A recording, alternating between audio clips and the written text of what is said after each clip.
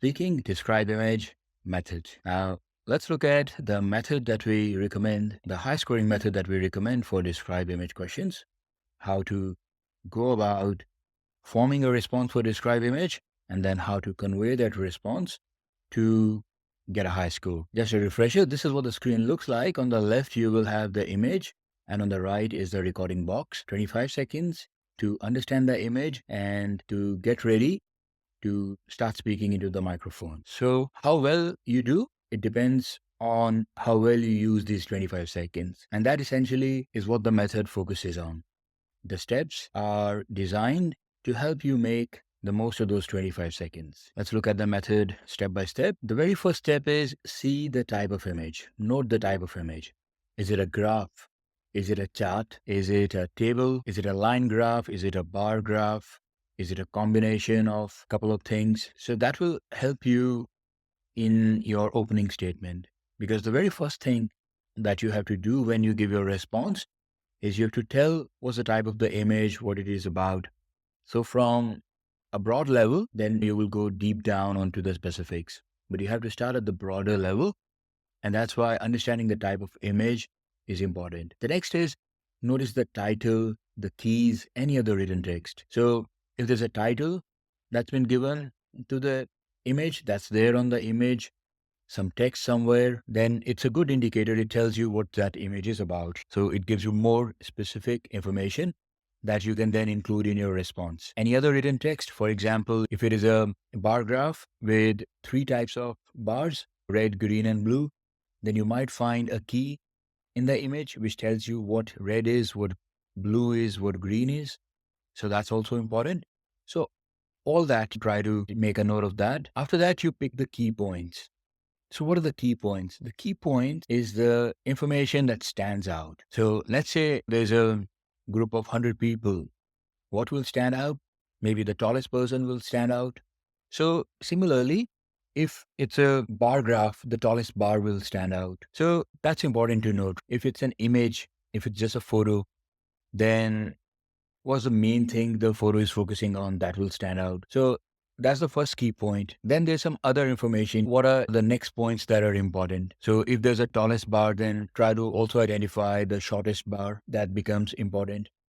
Another key point is when there's information which is showing the contrast.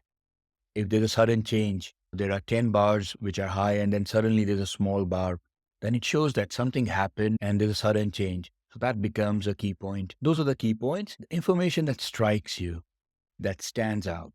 That should be the lens with which you have to look at the image. Then you make a conclusion. A conclusion is essentially a statement which sums up what the image is about. But if you can, then you must try to make a smart conclusion. Means talk about something that is not so obvious in the image. For example, if it's a line graph, let's say from 1940 to 2050, it's showing the population growth. And then at some point, maybe the year 1980, suddenly there was a sharp fall or it started decreasing. Then in the conclusion, you can say that due to some event, there was a steady rise. And then due to some event in 1980, the population has been steadily decreasing. That's what we will call a smart conclusion. So try to do that. After that, now you know what the information is that you have to play with. And if you have done enough practice, then you know also what are the different types of questions you will encounter in exam. So most common types like a pie chart, a bar graph, a line graph, a table, etc. You can have a predetermined structure. A general structure is an introduction sentence, then 2 or 3 key points, and then a conclusion sentence. That's a general structure.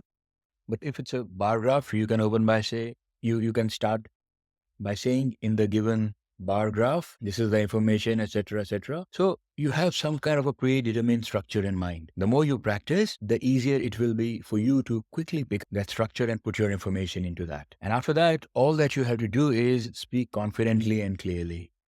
So if you have used the 25 seconds wisely, then there is no reason for you to hesitate or doubt yourself.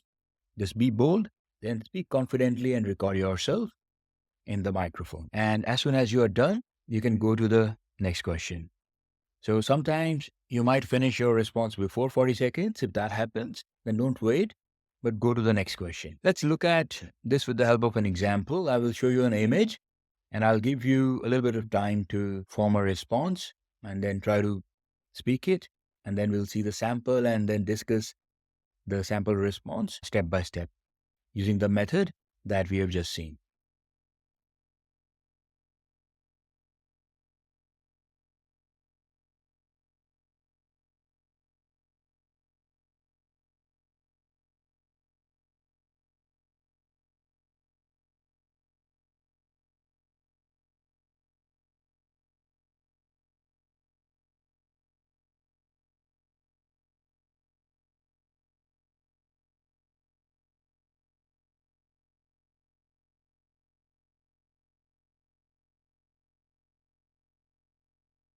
Okay, let's look at the sample response.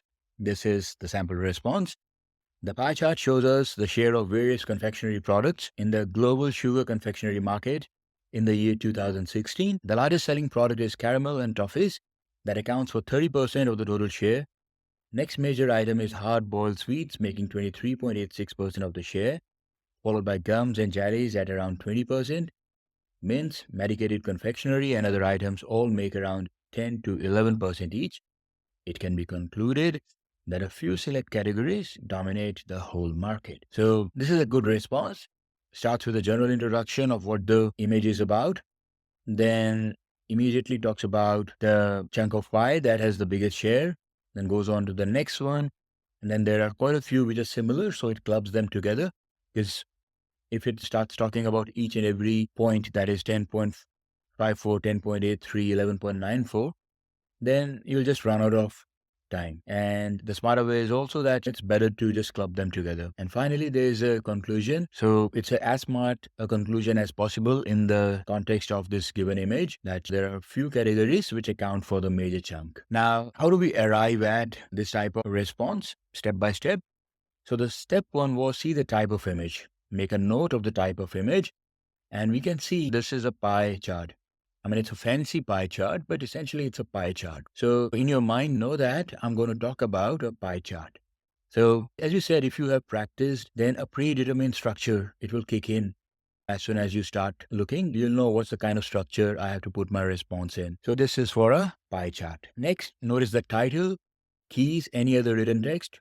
The title here is Global Sugar Confectionery Market by Product. So it immediately tells you what this pie chart is about. What are the other text elements written here? One is 2016. So means it's talking about the market and the market share in the year 2016. The other things I note is that there are different percentages. So it's a pie chart and yeah, it's been divided in a way. It shows a percent for each chunk. And then I can also notice the key at the bottom, that the green means hard-boiled sweets. The orange, yeah, that's like the orange color. That means caramel and toffees. Red is gums and jellies, etc. That also tells me the categories. So I make a note of that. I can talk about the title, what the image is about. Then I can be a bit more specific by saying which year it is. And then when I talk about my point, I know what green means and what blue means and what red means. So you quickly do that. Next is pick 2 or 3 points. And these 2, 3 points we mean other than the introduction and conclusion. So the first point that I picked is immediately I want to talk about the biggest chunk. So I said the largest selling product is caramel and toffees that account for 30% of the total share. Then the next two, there's 23.86 and 20.4. So I talk about them. And then in the third point, I club all the remaining. So as I say in the last sentence, mints, medicated confectionery and other items, all other items make around 10 to 11% each. Because I'm conscious of the time as well. So when I'm recording my response, I can see how much time is left for me to record, and I want to complete my response in the given time. So that's why I club them, and then I try to make a general conclusion.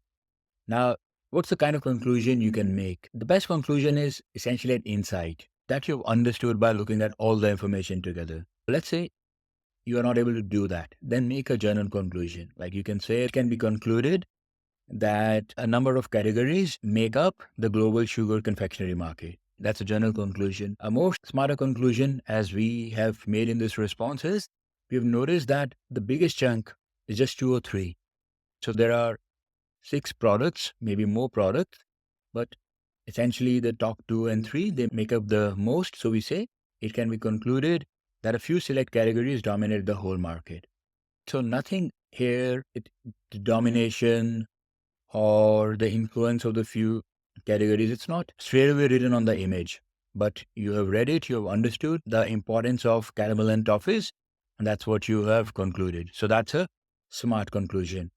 And you will get a better point if you make a conclusion like that. All right, so we picked 2 and 3 key points, and we have also spoken about the conclusion, which was our step 4. We have done this, we have noticed this in the first 25 seconds. So when we say what you've done in the first 25 seconds, it's not that we have to make full sentences and write them down, and then in the 40 seconds we have to read them from our notes. No, the first 25 seconds means that I've put a marker in my mind. This is the first thing I'll talk about. This is the second thing I'll talk about. This is the third thing I'll talk about. And this is how I'll make the conclusion, right?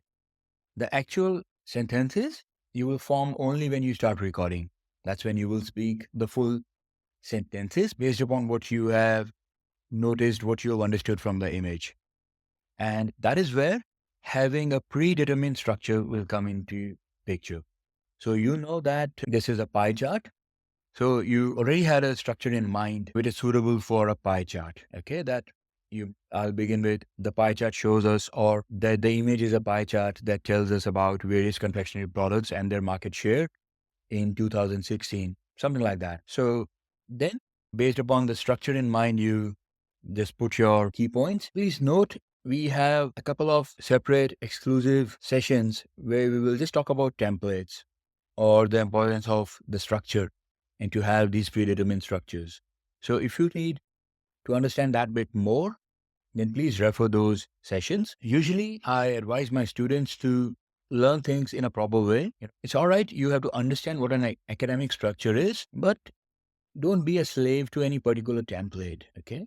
The computer, the algorithm, it can tell, or anyone when looks at an essay, they can tell whether it's using a template or someone who has written is somebody who actually has good English language skills. So most of the templates, whether in an essay or a describe image, when you put your information in them, they make your response a bit too generic.